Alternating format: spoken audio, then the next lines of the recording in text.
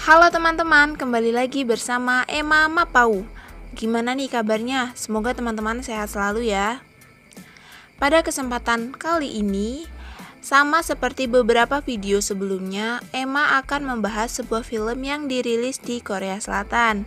Dan lagi-lagi film ini diangkat dari sebuah kisah nyata. Sebenarnya, film ini diadaptasi dari sebuah novel yang menceritakan tentang kisah beberapa anak tunarungu yang menjadi korban pelecehan seksual yang dilakukan oleh beberapa guru dan kepala sekolahnya. Sekolahan tersebut bernama Gwangju Ikhwan School. Film ini sendiri diproduksi oleh CG Entertainment, dan film ini dirilis pada tanggal 22 September pada tahun 2011.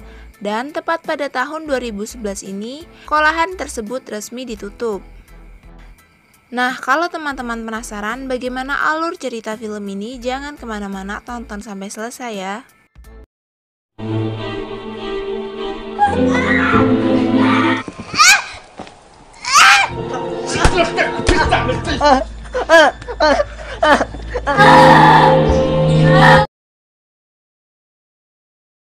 Pada awal scene film ini, kita akan diperlihatkan seorang anak laki-laki yang sedang berjalan di rel kereta api. Kemudian tak lama setelah itu datanglah sebuah kereta yang menabrak ia hingga ia tewas di tempat. Kemudian scene menunjukkan seorang pria yang bernama Gang In sedang berada di dalam mobil. Ia merupakan guru baru yang akan mengajar di sekolahan tunarungu di sebuah desa. Sesaat kemudian, tanpa sengaja, ia menabrak seekor hewan dan menyebabkan kaca bagian depan mobilnya rusak. Gang In memutuskan untuk memperbaiki itu terlebih dahulu di sebuah bengkel. Namun sayangnya bengkel tersebut ramai sehingga ia harus mengantri cukup lama. Nah, karena dia sedang terburu-buru, akhirnya ia memutuskan untuk memperbaikinya nanti. Namun, belum juga mobilnya sempat berjalan, tiba-tiba mobilnya ditabrak dari belakang oleh seorang wanita yang bernama Seo Yujin. Karena Gang In ini malas berdebat, akhirnya dia memutuskan untuk segera pergi dan meninggalkan tempat tersebut. Tapi sayangnya mobilnya malah macet, dan dengan terpaksa akhirnya wanita yang bernama Seo Yujin mengantarkan Gang In menuju sekolahan. Nah, ketika sampai, Seo Yujin memberikan kartu namanya kepada Gang In, kemudian mereka berpisah. Gang In langsung menuju ke ruang kepala sekolah. Kemudian sang kepala sekolah meminta kepala admin yang merupakan saudara kembar identiknya untuk membantu Gang In menyelesaikan masalah administrasi. Ketika mereka sudah keluar dari ruangan kepala sekolah, kepala admin mengatakan kepada Gang In bahwa ia harus membayar uang sejumlah 50 juta won untuk uang pembangunan.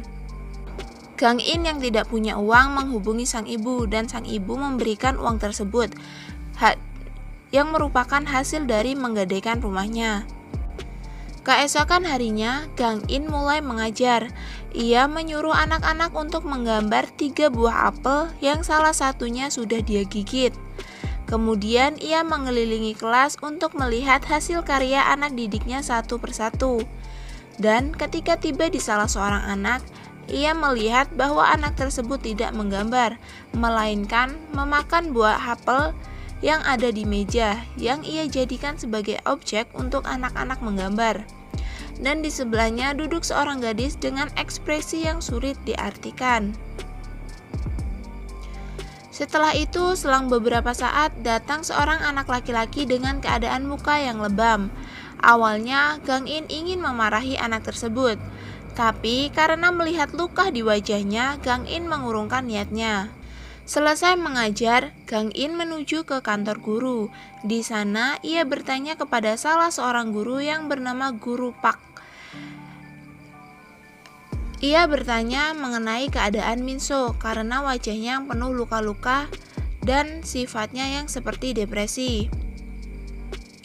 Kemudian Guru Pak mengatakan bahwa adik dari Minso beberapa hari yang lalu telah meninggal dunia karena tertabrak kereta api. Jadi menurutnya wajar saja jika Minso dalam keadaan yang sedang buruk. Setelah menanyakan hal itu, Gang In langsung memeriksa data anak-anak tersebut. Nah, dari pemeriksaan itu dia mengetahui bahwa Minso adalah seorang anak yang mengalami tunarungu. Ia memiliki ayah yang cacat mental dan ibu yang entah pergi kemana. Yang kedua ada Jin Yuri. Selain menderita tunarungu, ia juga mengalami gangguan mental. Dan satu hal yang penting, ia memiliki nafsu makan yang sangat tinggi. Yang terakhir adalah Kim Yeon-du. Ia menderita tunarungu dan ia merupakan anak yatim piatu. Setelah selesai mengecek data-data tersebut, Gang In berniat untuk pulang ke rumah. Tapi tiba-tiba ia mendengar suara teriakan dari dalam kamar mandi wanita. Nah, ketika dia menuju ke sumber suara dan ia ingin membuka pintu kamar mandi, ia dikagetkan oleh seorang penjaga sekolah. Penjaga sekolah tersebut mengatakan jika hal itu sudah biasa karena beberapa dari mereka mengalami gangguan mental.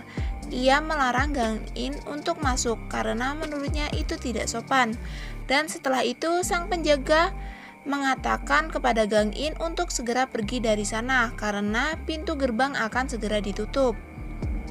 Paginya, ketika guru Gang In masuk ke dalam kantor, ia melihat Guru Pak sedang memukuli Minsu. Guru Pak mengatakan bahwa Minsu berusaha kabur dengan membawa dua teman perempuannya. Kemudian ia pun mengajar seperti biasanya. Ketika pulang mengajar, Guru Gang In melihat seorang gadis kecil sedang duduk di jendela. Gadis itu bernama Jin Yuri. Karena Guru Gang In merasa khawatir jika Jin Yuri akan terjatuh, akhirnya ia pun masuk ke dalam asrama dan menggendong Jin Yuri, kemudian meletakkannya ke atas kasur. Nah, di sini Jin Yuri terlihat sangat ketakutan. Ketika Guru Gang In akan keluar dari kamar, Jin Yuri menggenggam tangan Guru Gang In. Kemudian Jin Yuri membawa Guru Gang In ke sebuah tempat pencucian baju. Setelah itu Jin Yuri pergi meninggalkan Guru Gang In sendirian.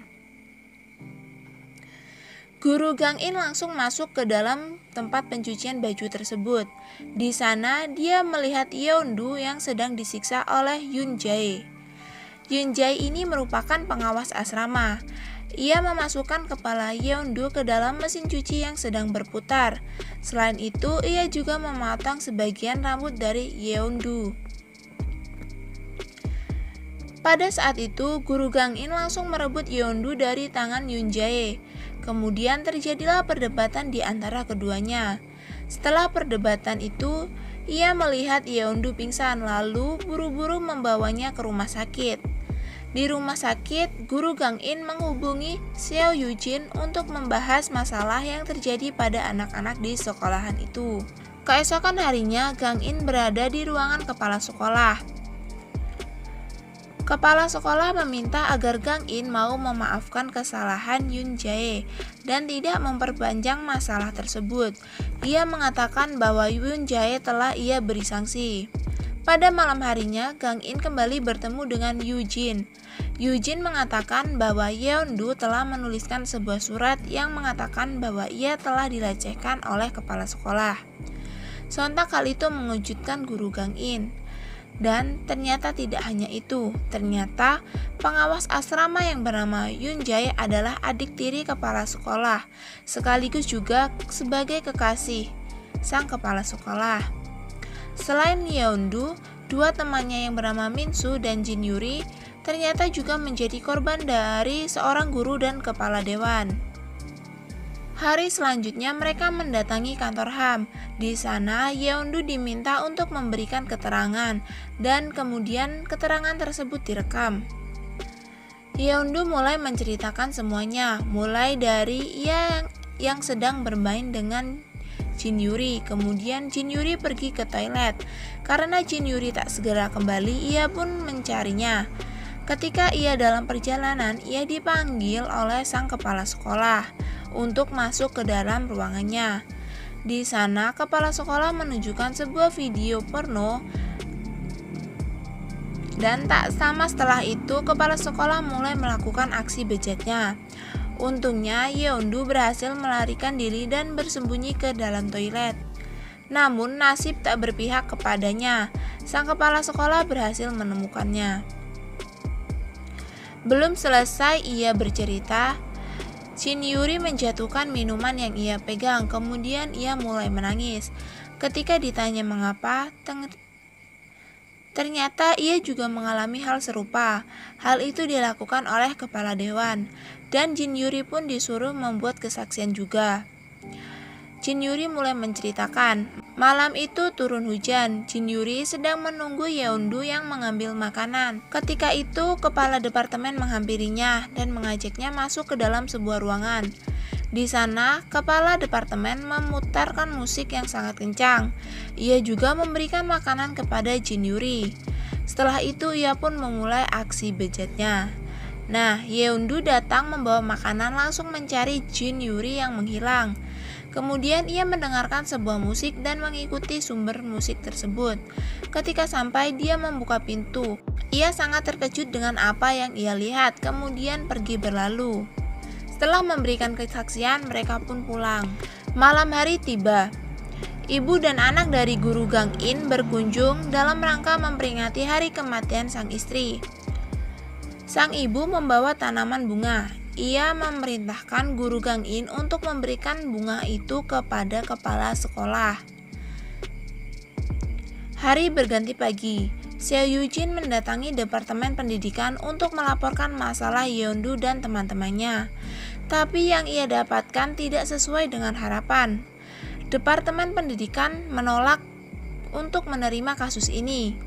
Karena menurut mereka kejadian tersebut terjadi di luar jam sekolah, sehingga menyarankan agar ia membawa kasus ini ke balai kota. Seo Yujin sangat emosi karena sebelum ke departemen pendidikan ia terlebih dahulu sudah ke balai kota, dan balai kota juga menolak. Mereka mengatakan bahwa kasus tersebut harus ditangani oleh departemen pendidikan.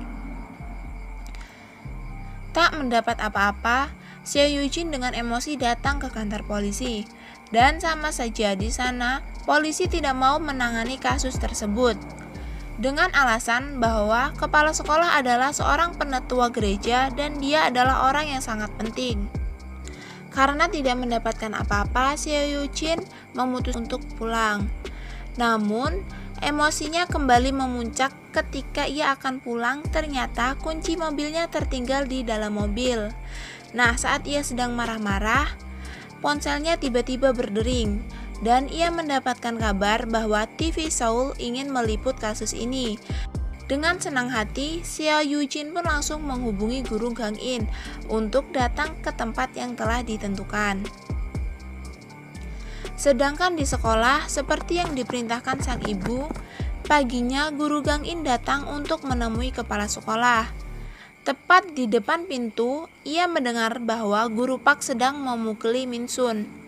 Ia memukul sambil berteriak menanyakan keberadaan Yeondu dan Shin Yuri. Min Su yang memang tunarungu hanya bisa menangis. Kesabaran guru Park habis, ia hampir saja membunuh Min Su. Namun sebelum itu terjadi, suara kepala sekolah menginstruksikan agar ia membunuhnya di tempat lain. Ketika keluar di depan pintu, guru Park berpapasan dengan guru Gang In. Kemudian ia tersenyum sinis sambil berlalu. Belum jauh melangkah, guru Gang In mengajar guru Park dan melemparkan vas bunga yang ia pegang, hingga kepala guru Park berdarah. Guru Gang In langsung membawa Min Su ke tempat yang telah diberitahukan oleh Seo Yujin. Setelah sampai, Min Su langsung diwawancarai, dan ternyata wawancara ini ditayangkan secara live sehingga disaksikan oleh semua warga. Min Su mulai menceritakan semuanya. Semua itu bermula ketika guru Park mengajak Min Su dan adiknya untuk menginap di rumahnya. Adik Min Su disodomi terlebih dahulu. Min Su yang tidak terima terus berteriak melihat hal itu. Guru Park yang sudah sangat emosi langsung menghampiri Min Su lalu memukulinya hingga pingsan. Setelah sadar, Min Su mencari keberadaan sang adik, tapi ia tidak bisa menemukannya. Ketika pergi keluar untuk melihat, tiba-tiba ia dipeluk dari belakang dan kemudian disodomi oleh guru Park. Beberapa saat setelah itu, Min-soo mendapatkan kabar bahwa adiknya telah tewas tertabrak kereta. Semua orang yang menonton itu menjadi sangat emosional. Karena berita tersebut telah tersebar luas, akhirnya pihak kepolisian pun menangkap guru Park, kepala admin dan juga kepala sekolah. Sidang pertama digelar. Saat ini kepala sekolah sudah menyewa seorang pengacara terkenal bernama Hwang. Para terdakwa memasuki ruangan persidangan. Kepala sekolah mengatakan pembelaannya. Ia bersumpah bahwa itu semua hanyalah fitnah. Kemudian terdengar suara ribut dari para tunarungu yang ada di ruang sidang. Mereka meminta agar disediakan penerjemah karena mereka tidak dapat mengerti apa yang dikatakan oleh kepala sekolah. Kemudian sidang pertama selesai. Selanjutnya sidang kedua pun dilaksanakan. Sidang kali ini para saksi memberikan kesaksiannya. Yang pertama yang memberikan kesaksian adalah satpam sekolah. Dan seperti biasanya, uang mengalahkan segalanya. Di sini sang satpam mengatakan kebohongan. Ia mengatakan bahwa malam pada saat ia melihat guru Gang di depan pintu toilet wanita, ia masuk ke dalam untuk memeriksa. Padahal kenyataannya ia langsung pergi dari sana. Saksi yang kedua juga sama saja. Ia merupakan dokter yang memeriksa Yeondu ketika pertama kali dibawa ke rumah sakit. Di sini ia mengatakan bahwa Yeondu tidak mengalami kekerasan seksual. Luka yang ia dapat di daerah alat vitalnya bisa saja akibat dia naik sepeda. Dan setelah itu sidang kedua pun berakhir. Untuk menenangkan hati anak-anak, guru Gang In dan Seo Yujin mengajak mereka berlibur ke pantai untuk sejenak melupakan beban yang mereka tanggung. Sidang ketiga dimulai. Pada persidangan kali ini, Jin Yuri yang memberikan kesaksiannya. Ia menceritakan semuanya di pengadilan. Ternyata tidak hanya kepala admin, kepala sekolah dan guru Park juga melakukan pelecehan kepadanya. Kepala admin berteriak tidak terima. Ia mengatakan bahwa anak ini gila dan menfitnahnya. Kemudian scene beralih pada malam hari. Shin Yoonji dan guru Gang mendapatkan kabar bahwa keluarga Jin Yuri dan Min-soo akan memilih jalan damai dan satu-satunya harapan tinggal Yeondu. Setelah itu, guru Gang diundang untuk makan malam bersama profesor. Ketika sampai di tempat, selain profesor, ternyata di sana juga ada pengacara Hwang. Profesor mengatakan jika kasus ini berlanjut, maka guru Gang tidak akan mendapatkan apa-apa. Kemudian sang pengacara Hwang memberikan uang pembangunan yang guru Gang bayarkan ketika awal dia masuk untuk mengajar. Selain itu, ia juga menjanjikan kepada Gang In akan menjadikannya sebagai karyawan tetap. Guru Gang In merasa sangat emosi. Tentu saja dia tahu maksud dari pengacara Hwang, apalagi kalau bukan untuk meminta damai. Kemudian ia langsung memilih untuk pergi dan meninggalkan profesor dan pengacara Hwang. Sidang selanjutnya dimulai. Yeondu sudah duduk di tengah ruang persidangan dan ia mulai mengatakan kesaksiannya. Di sini Yeondu menjelaskan semuanya dengan baik hingga sidang berakhir dan kini tinggal menunggu sidang akhir. Pada malam hari, Min-soo bertanya kepada guru Gang In, apakah ia boleh membawa catatan ketika ia di pengadilan nanti, karena ia takut tidak bisa menjawab dengan benar. Dengan berat hati, guru Gang In mengatakan bahwa Min-soo tidak perlu melakukan sidang, karena keluarganya telah memilih jalan damai. Tentu saja hal itu membuat Min-soo menangis histeris karena dia dan juga adiknya tidak bisa mendapatkan keadilan. Setelah itu, ketika semuanya sudah tertidur, Yeondu mendatangi guru Gang In. Ia mengatakan bahwa ia lupa menyampaikan ketika di persidangan bahwa video porno yang diperlihatkan oleh kepala sekolah kepada Yeondu itu merupakan video kepala sekolah bersama dengan Jin Yuri.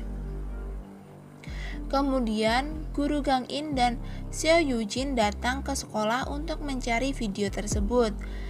Dan akhirnya ketemu. Video tersebut diambil dari kamera yang ia letakkan tepat di atas meja tempat ia memperkosa korbannya. Setelah itu mereka langsung menghubungi pengacara mereka. Lalu sang pengacara mengatakan bahwa di dalam video itu Jin Yuri masih di bawah umur 13 tahun, sehingga jalan perdamaian yang diambil sebelumnya tidak dapat berlaku. Jadi korban masih memiliki kesempatan untuk mendapatkan keadilan, dan pelaku dapat dihukum dengan setimpal. Yang ditunggu-tunggu tiba, sidang terakhir sedang berlangsung. Jaksa mulai mengatakan keputusannya. Ia mengatakan bahwa ketiga pelaku telah melakukan kejahatan, pelecehan, dan kekerasan. Tapi karena mereka telah melakukan kontribusi untuk pengembangan kota, dan sebelumnya mereka tidak memiliki catatan kriminal, dan juga keluarga Jin Yuri dan Minsu telah menerima jalan damai, sehingga para terdakwa hanya dijatuhi hukuman beberapa bulan penjara. Dan di sini dapat kita ketahui bahwa pengacara korban dan jaksa sudah disuap oleh pengacara terdakwa. Malam harinya, kepala sekolah, kepala admin, guru pak, dan pengacara uang mengadakan pesta kemenangan. Kemudian pada saat perjalanan menuju pulang, guru pak dihampiri oleh Minsu. Kemudian Minsu menusuk guru pak dengan pisau. Mereka berdua berkelahi hingga pada akhirnya mereka tertabrak kereta dan tewas bersama. Pagi harinya, orang-orang yang menyandang tunarungu melakukan demo di depan pengadilan. Para pendemo yang awalnya duduk di tengah jalan langsung menghambur menyerbu mobil yang membawa sang jaksa. Polisi yang menjaga langsung menyemprotkan air. Semua benar-benar menjadi ricuh. Guru Gang In berdiri di tengah-tengah sambil berteriak mengatakan bahwa Minsu adalah anak tunarungu yang tidak mendapatkan keadilan kepada orang-orang yang menonton di pinggir jalan. 1 tahun kemudian, guru Gang sudah pindah. Yeondu dan Jin Yuri tinggal bersama Seo Yujin. Mereka masih bertukar kabar, dan mereka juga masih berusaha untuk menuntut keadilan, walaupun hingga sekarang mereka belum menemukan titik terang. Sedangkan para terdakwa masih mengajar seperti sebelumnya, dan film pun berakhir. Dan sedikit informasi yang aku dapat dari salah seorang YouTuber. Ia mengatakan bahwa kejadian ini terjadi pada tahun 2005. Pada saat itu belum terlalu menyita perhatian publik, hingga akhirnya kisah ini difilmkan pada tahun 2011 dan mulai mendapat respon dari warga Korea. Hingga pada akhirnya sekolah itu resmi ditutup pada tahun 2011. Nah, sampai di sini video kali ini. Kalau teman-teman suka, jangan lupa like, komen, dan subscribe ya. Terima kasih.